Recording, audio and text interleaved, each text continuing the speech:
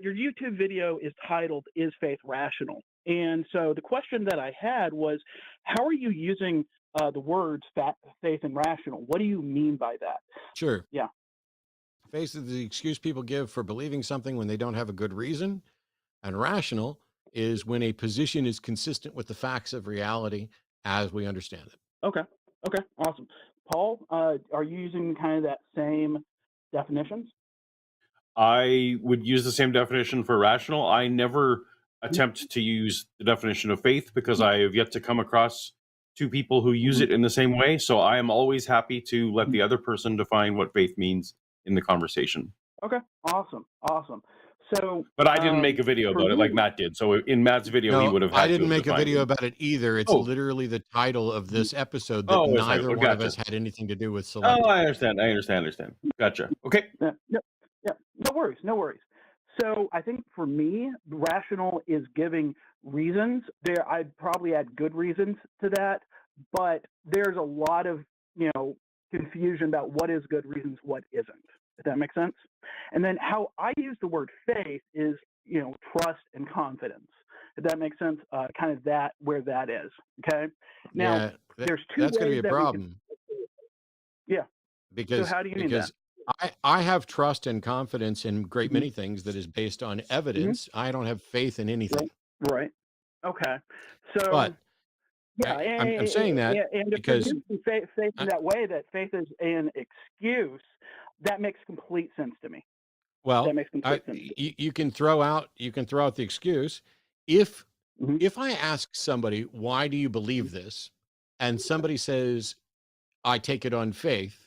That is them saying that faith is the epistemological foundation for their belief. And when I ask, what do they mean by that? That's when we get into how they're using faith. Because if I sit in a chair, I'm not exercising faith. I have a trust or a confidence in the absence of absolute certainty, and it's based on evidence. And I can explain with actual empirical evidence why I trust this chair. I have yet in 20 years of doing this to meet anyone who can do that for why they believe there's a God. Yeah. Okay. So the way that I'm using the word tends to be kind of that same sense in which you're sitting in the chair. Okay. So then, are you suggesting that you have evidence for God? I'm not here to discuss the evidence. I'm trying to get to the bottom of why. Well, no. We would answer this question differently. If that makes sense. So, you just said that you would answer the question in the same way that I would answer it about the chair, and so. If I was asked why I have confidence in a chair, I would present the evidence. And so you're suggesting that you have evidence for God then? Yeah. So there's plenty of, ways that people have attempted to give reasons for theism. And like I said, I'm not here to basically be like, okay, cool, here's evidence X, Y, and Z. If that makes sense. So you're not, you have no interest in justifying your position with evidence. Yeah. Not in this conversation. In this conversation, then I don't have any interest in carrying on the conversation then, Alonzo. Okay. I have one question for Alonzo though. Alonzo, what's the most famous passage in the Bible about faith? So it would probably be Hebrews 10 something. 11:1. Sorry. 11:1. Yeah, 11:1. I'm sorry. Hebrews 11, the whole chapter. It's like the summary of the Old Testament. It's great. Do you have the Bible handy? Do you know Hebrews 11:1 and 2? Can you give that to us? Just give me 1 second while I grab my Bible real quick. How about if I read it? Can I read it? I'll just read it. So now faith is confidence in what we hope for. Now faith is confidence in what we hope for, and assurance about what we do not see. This is what the ancients were commended for. Can you understand why when someone like myself or Matt reads the Bible, that we look at a passage like that, and when it specifically says faith is assurance about what we do not see, and we don't mean to get literally, we just mean faith is what plugs that assurance gap for things about God that we can't know. Can you see why someone like Matt or I, when we read the Bible, that we want read to those two verses? Yeah, sure. Or on the other Now, hand, would you be like if we sorry, say verse Alonzo? 4, No, like, do you understand that a lot of Christians are happy to live in that space, whether or not yeah, Matt and I and are? I'll be honest. I'll be honest. I don't feel like I'm happy to live in a space where faith is just this kind of nebulous, I just believe it because I believe it. No, I want to have reasons for what I believe. Okay, so And what so is if you the look at Hebrews, say 11:7, where the author of Hebrews is giving an example, what we read is, by faith Noah, when warned about things not seen, in godly fear built an ark to save his family. By faith he condemned the world and became the heir of righteousness that comes by faith. Now, what we see here is that Noah had been warned, okay? And the faith he has is he is trusting that warning, which to right. me, So Alonzo, that's an evidence-based thing. Does that make sense? but I understand. But so you want to say, I know you want to say that trust is a component of faith, and I'm actually fine with that. Yeah. But trust and faith cannot be pure synonyms, right? Even based on the Bible, we have a way to say trusting in evidence, or trust and evidence, and faith is a separate thing. Otherwise, we don't need the word, right? So, like, yeah, I've been looking into faith and how it's used in the Bible, and I'm getting more and more convinced that faith and trust really are very, very close synonyms, and that the word that gets translated as faith in the Bible would be better translated into the current language as trust. Okay, Wow. so then what you're saying is that we can live without the word faith. Yeah. And so you would agree that the weird thing that some people call faith, we don't need that at all. So I guess everyone here agrees that we don't. That faith has no special part in our life. Is that what we all agree to now? I mean, if we're using faith the way Matt does, absolutely. And No, I think that But even if we just use it as a pure synonym for trust, and trust. Now, if we're going to say we're going to live our lives completely without trust, then I think that sounds a little bit weird. Does that make sense? But it may sound weird to your ears because you're used to using the word faith there. But I guess what we're saying is if you want to define faith in a way that isn't the way the Bible seems to indicate, and the way Christians a lot of Christians indicate, and if you want to put it in this purely category of entirely synonymous with trust, then I think everyone here on this panel just agrees trust has a place in our world, but that faith does not. Because you're saying you don't even need the word faith because it's purely synonymous with trust. Yeah. So I think we just came to an agreement. I think we're good, right? Yeah, awesome. Well, if we're in agreement that faith is trust and we kind of need trust, the question is how good are our reasons for believing what we trust in, and how good those reasons are. I think we're good. That's what we try to do here every Sunday, so that's cool. Except I'm here to throw. I'm here to throw a wrench into it. Okay. So, in verse 7, Noah's trust was because he was warned by God, right? Do you or I have any such clear warning from God, or any such interaction with God, or any direct evidence of any such interaction with God that would make our trust on comparable footing to Noah's? Well, there's a lot of people who would definitely say that we do, and there's a lot of various apologetics. Am I talking to one of those people? Because I don't care what other people say. I'm talking to you. Okay. No, you don't get a question from me if you don't answer my question. I didn't ask you if there are people out there who think that this is the case. What I said is, if Noah got a warning from God, and that's what the foundation of his trust is, he's confident in this warning from God. What I asked is, do either you or I have a comparable evidential foundation for our trust? Well, that's what I'm trying to build. I'm trying to figure out, do I have? So is that a no? So foundation? That must be a no then, because if it was a yes, you wouldn't be trying to build it, right? If God showed up and gave you and me a warning, you wouldn't have to be building anything, right? No, Except maybe that's not true. So The reason for that is It's because not. for any belief that we have to build up, investigate the evidence. Say climate No. change. It's If absolutely something God that's shows happening. up, no, Alonzo, if God shows up and tells me and you that there's a flood coming, we have direct information from God. Now our trust is on the same footing as Noah's. But you and I don't have any such interaction with God like that, do we? I wouldn't say that we don't have that direct thing, but that doesn't mean that there's, No, you wouldn't say it, but no that's evidence because you're trying to dodge the subject. Alonzo, do you have any evidence to present that you or I have ever received a direct message from Noah in the way that, or a direct message from God in the way that Noah did? That's not what I'm trying to prove here. I've already gotten. So, all right. So I'm muting you because now you are flailing around and dodging and dancing in a ridiculous way.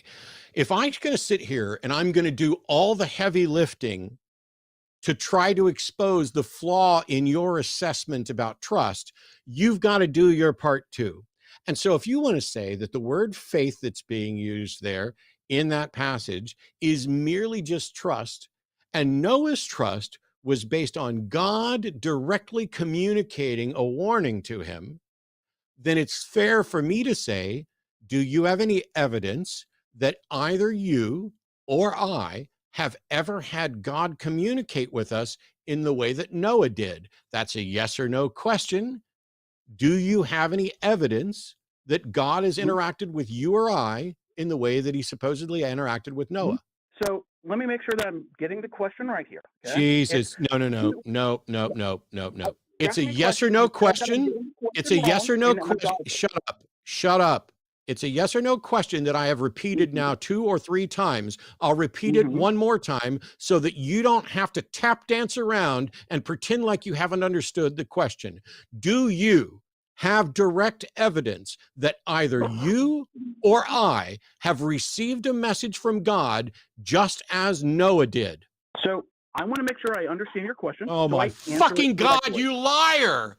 You liar! You don't need to further ask me if you can't understand that simple fucking question after I've spelled it out for you 3 or 4 fucking times. Why should I bother listening to you at all? Matt, does it hurt being this stupid? Does it hurt being this stupid, Alonzo?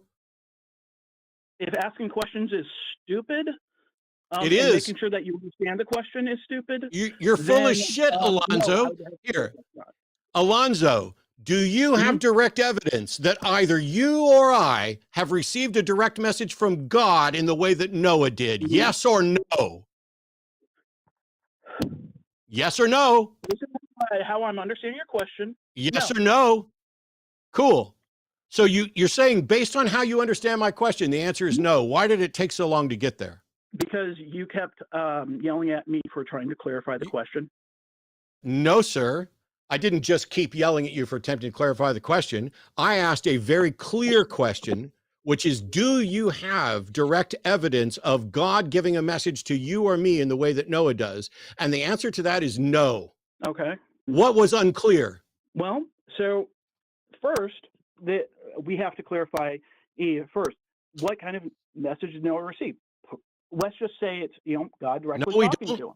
No, we don't. No, we don't. I asked what was unclear about my question. Do you know what was unclear about my question? Well, so I want to make sure that I was understanding the question correctly. What was unclear about my question?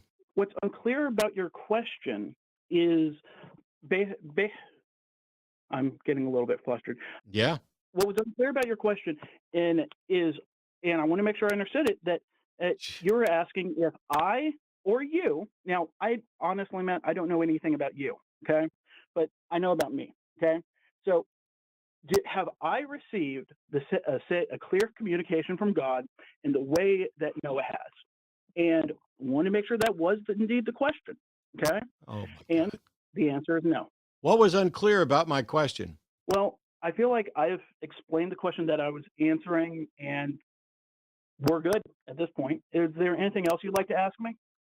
Not a thing, ever. Okay. Well, hey, it was great talking to you. No, it wasn't great talking to you. It was not great. This was a simple question because, and the reason that there was difficulty and the reason there was tap dancing, I suspect, although I am reluctant to say that I can actually read your mind, is because Genesis chapter 6, verse 13 says, "And God said unto Noah, the end of all flesh is come before me, for the earth is filled with violence through them, and behold, I will destroy them with the earth." Noah didn't exercise faith in the way that Alonzo uses the term trust in the absence of certainty. Noah got a direct message from the God of the universe about what was supposed to happen.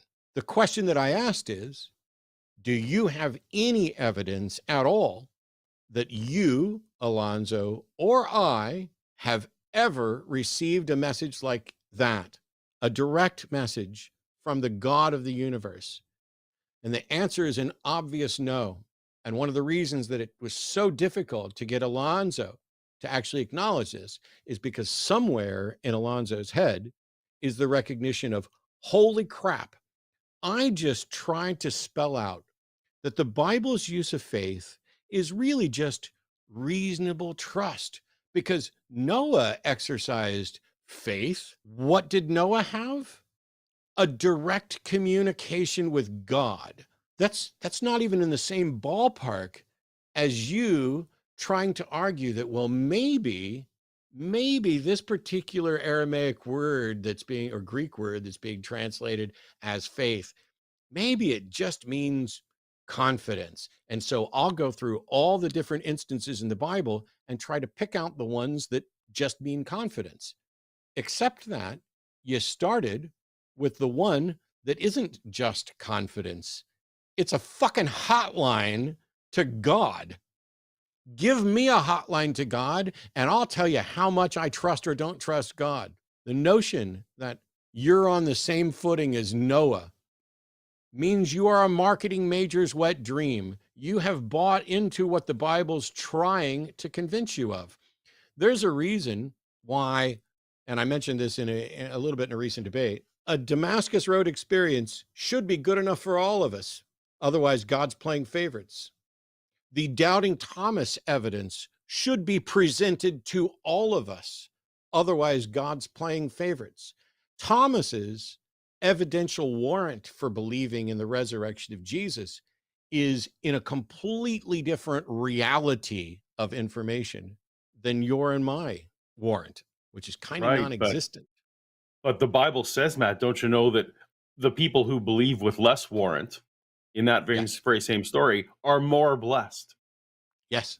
The less warrant you have, the more blessed you are. Theists, Christians in particular, are advocating for an all-knowing, all-wise God that doesn't understand the basic flaws of epistemology and reinforces that doubt is bad and that gullibility shall be blessed. If your God exists, he's either stupid or evil, because that's not how you present warrant for belief in something. And what's weird is, why does that story even exist?